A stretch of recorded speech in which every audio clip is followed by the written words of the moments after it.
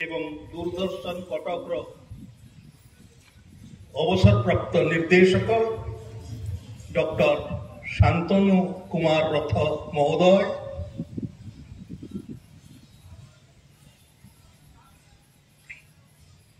एवं मंचासीन अन्यान्य अतिथिवृंद, मो सम्मुखरे बसिथिबा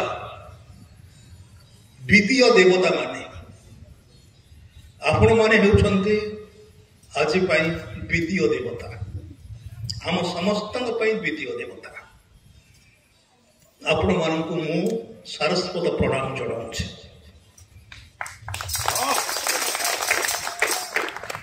बंधुगण, आज जो दिन आमको ओडिया बोली परिचय देछि, जो दिन आमको छाती रे हाथ रखी मु ओडिया मु ओडिशावासी बोली गर्व रे कहबा पाई सुजोग देछि, आज सेही पड़ी एक दिवस अप्रैल 1 उत्कल दिवस। आमे उत्कल दिवस कहबार तात्पर्य है जे जो महामनीषी माने संग्राम चलैथिले ओडिया भाषा भाषी विच्छिन्न अंचल को एकत्रीकरण करी स्वतंत्र ओडिशा प्रदेश गठन करिबा। आपण माने जानिले आश्चर्य हेबे जे गोटे भाषा को नहीं स्वतंत्र प्रदेश ये गठन हेबा भारतर संघीय इतिहास रे एक जुगान्तकारी घटना। बंधुगण, तेबे यही बड़ी गर्व गौरव सहजरे आमको प्राप्य हो नथिला। सेथिपई आमर पूर्वज माने बहु संग्राम करथिले। से माने हेले काटिंगर राजा वेंकटेश देव, खलिकोट राजा हरिहर मर्दराज देव, तांको पुत्र रामचंद्र मर्दराज देव, जहां ब्रिटिश शासक राजा बहादुर उपाधि देथिले, सार उपाधि देथिले, कारण से प्रजा मानको पाई जणे राजा रामचंद्र, दशरथ पुत्र रामचंद्र से थिले। से राजा हेबा परे खलिकोट अंचल रे समस्ते ताहाई अनुभव करथिले। खलिकोट अंचल जनसाधारण ये होची हृदयर भाषा, आत्मार भाषा। बंधुगण, रामचंद्र मर्दराज देव तांकर द्वितीय स्वर नक्षत्र उत्सव रे पिता राजा हरिहर मर्दराज देव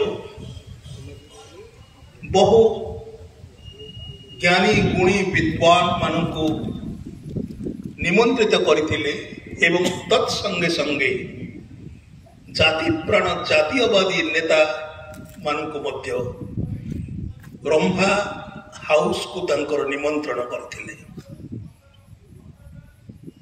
रंभारे एक वेदी तैयारी करथिले।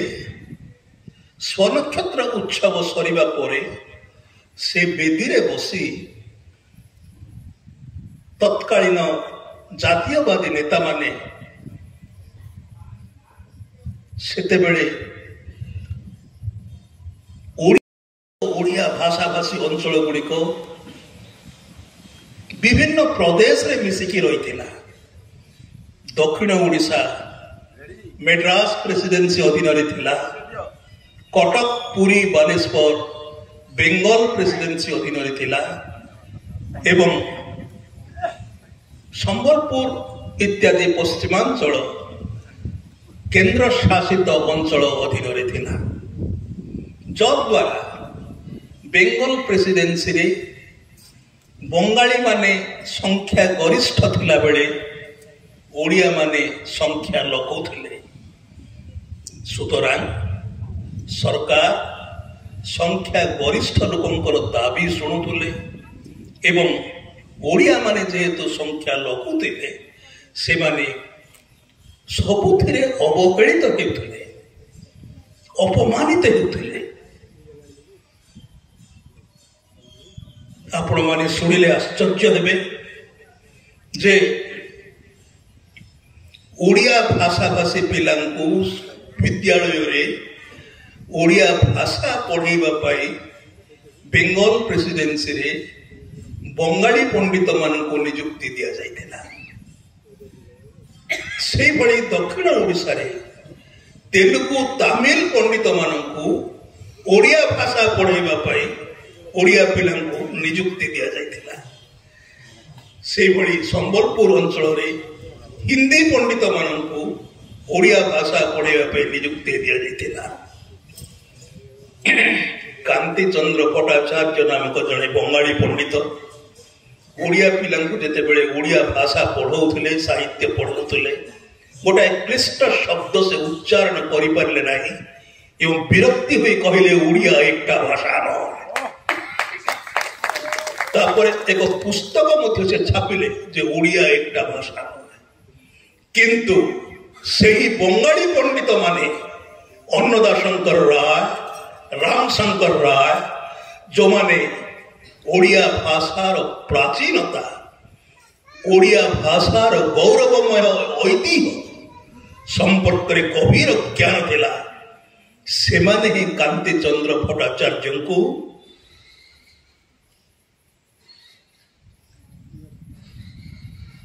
ନିଜକୁ ସଂଶୋଧନ କରିବା ପାଇଁ ଉପଦେଶ ଦେଲେ। କାନ୍ତିଚନ୍ଦ୍ର ଭଟ୍ଟାଚାର୍ଯ୍ୟ ଅପମାନିତ ହେଲେ। ସେତେବେଳେ ବିନ୍ ସାହେବ ବି ଥାନ୍ତି, ବାଲେଶ୍ୱର ଜିଲ୍ଲା କଲେକ୍ଟର।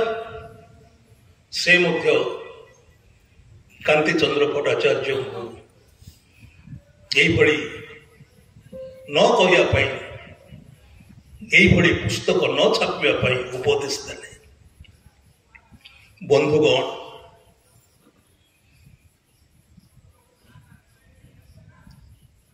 ଖଲିକୋଟ ରାଜା ହରିହର ମର୍ଦ୍ଦରାଜ ଦେଓ ରମ୍ଭା ପ୍ୟାଲେସରେ ତାଙ୍କ ପୁତ୍ର ରାମଚନ୍ଦ୍ର ମର୍ଦ୍ଦରାଜଙ୍କର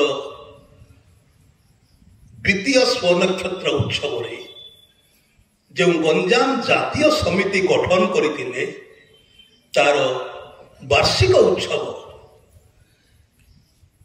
ଅପ୍ରେଲ 1903 ଅପ୍ରେଲ 11 ଓ 12 ଦୁଇ ଦିନ ଧରି ବ୍ରହ୍ମପୁର ପାଳନ କରାଗଲା। ପ୍ରଥମ ଦିନ ଶ୍ୟାମସୁନ୍ଦର ରାଜଗୁରୁ ସଭାପତିତ୍ୱ କରିଥିଲେ ଏବଂ ଦ୍ୱିତୀୟ ଦିନ ଉତ୍କଳ ଗୌରବ ମଧୁସୂଦନ ଦାସ ସଭାପତିତ୍ୱ କରିଥିଲେ।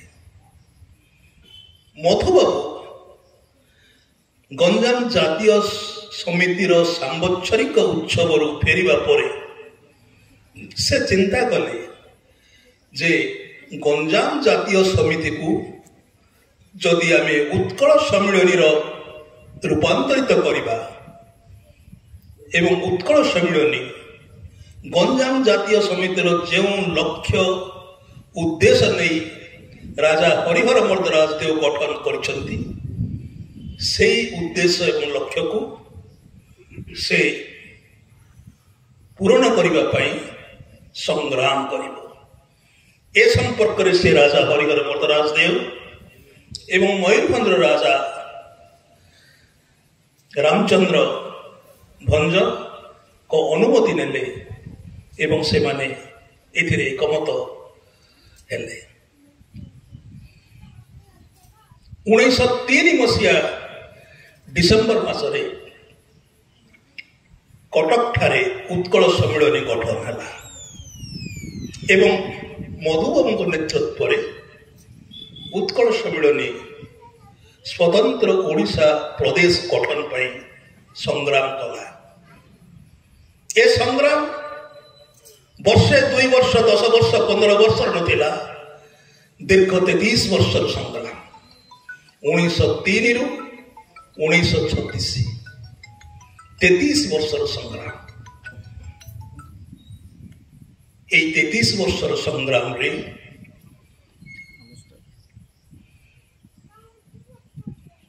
इंग्रेज सरकार को बुझे सुझे दाबी करी कले बले कौशले किपरि ओडिया मानकर मनोवांछा पूर्ण हो ता सबु जातीयवादी नेता माने चेष्टा करथिले एवं इंग्रेज सरकार देखिले जे स्वाधीनता संग्राम सहित ओडिशा रे उत्कल प्रदेश गठन पर आ गोटाए संग्राम मुंड टेकिलानी। सुतरां ओडिशा रे सांविधानिक संस्कार आनिबा पई से साइमन कमिशन गठन कले।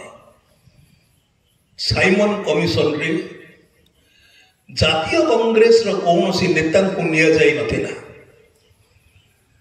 सुतरां जातीय कांग्रेस साइमन कमिशन को विरोध कला। प्रत्येक रेलवे स्टेशन रे जातीय कांग्रेस नेता माने go back Simon, go back Simon, go back, we don't want you, we don't want you कोई कला पताका देखेले। किंतु साइमन कमिशन जेते बेले ओडिशा रे कटक रेलवे स्टेशन रे पहुंचले, एठी ओडिया माने वेलकम साइमन वेलकम, स्वागतम साइमन स्वागतम। सब आश्चर्य हेले, अरे एक ही कथा ओडिशा रे ओडिया माने आमको स्वागत संबर्धना जणाइला बेले अन्य सबुठी आमको गो back Simon commission go back कहले। से खुशी हेले, प्रीत हेले एवं से मधुबाबू एवं अन्यान्य जातीयवादी नेता मान जेते बेले से दाबी संपर्क में शुणिले, से अनुभव कले जे प्रकृत रे ओडिया मानकर ये दाबी यथार्थ। कहीं ना मेड्रास शासक माने शासन करेंगे दक्षिण ओडिशा को, से बड़ी बेंगल शासक माने शासन करेंगे उत्तर ओडिशा को, एवं केंद्र शासित अंचल शासक माने शासन करेंगे पश्चिमांचल को। यह असंभव कथा।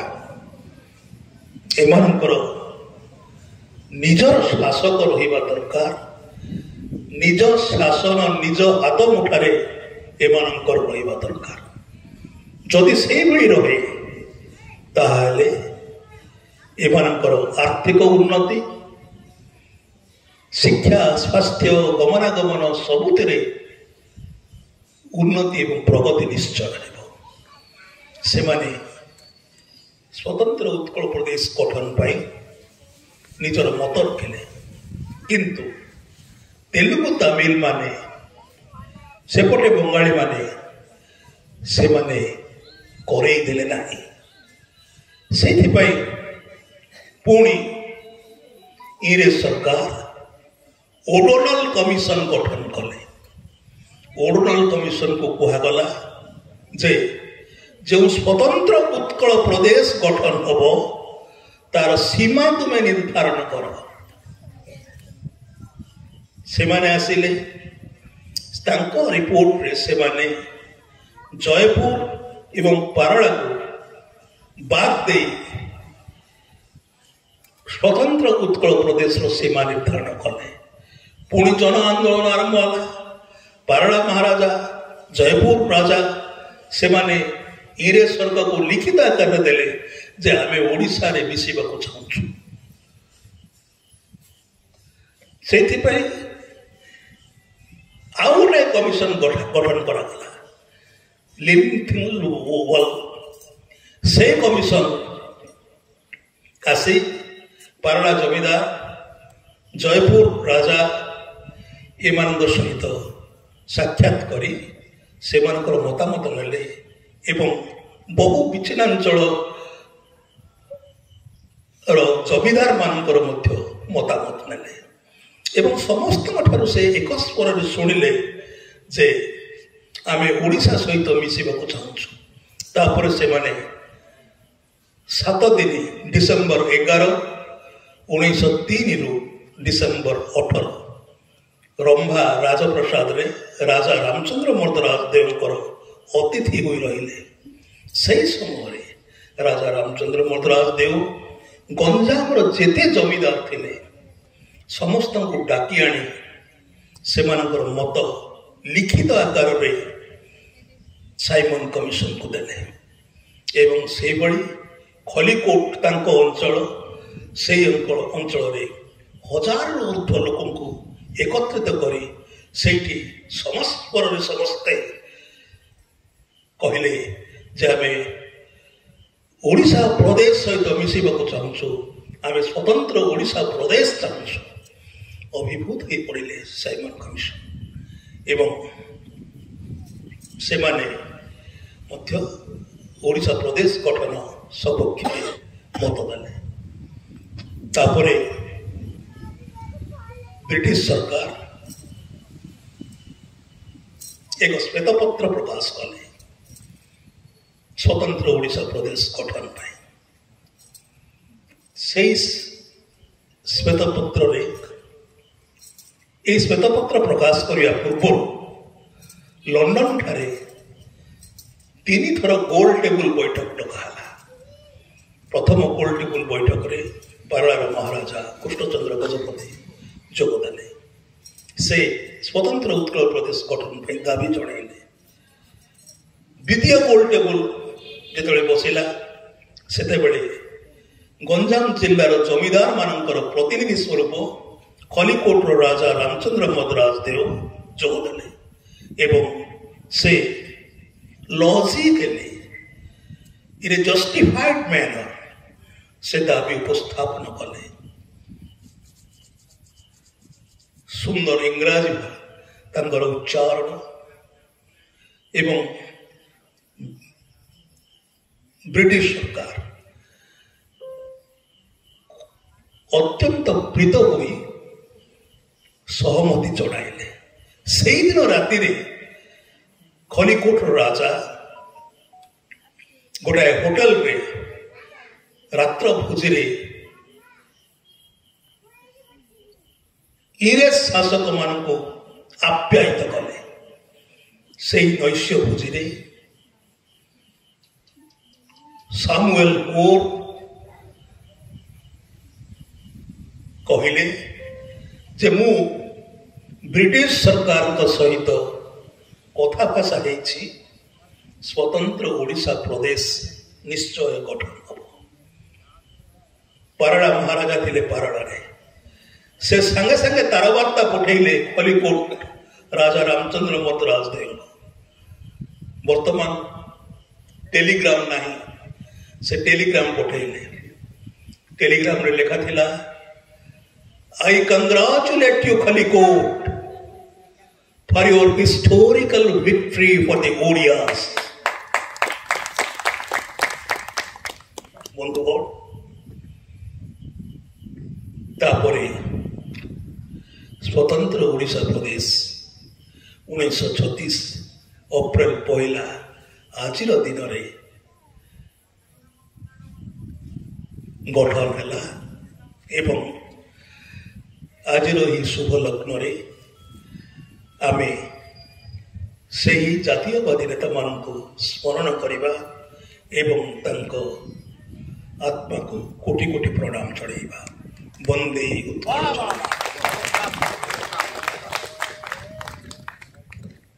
धन्यवाद सार केते संक्षिप्त आ सारगर्भक तथ्य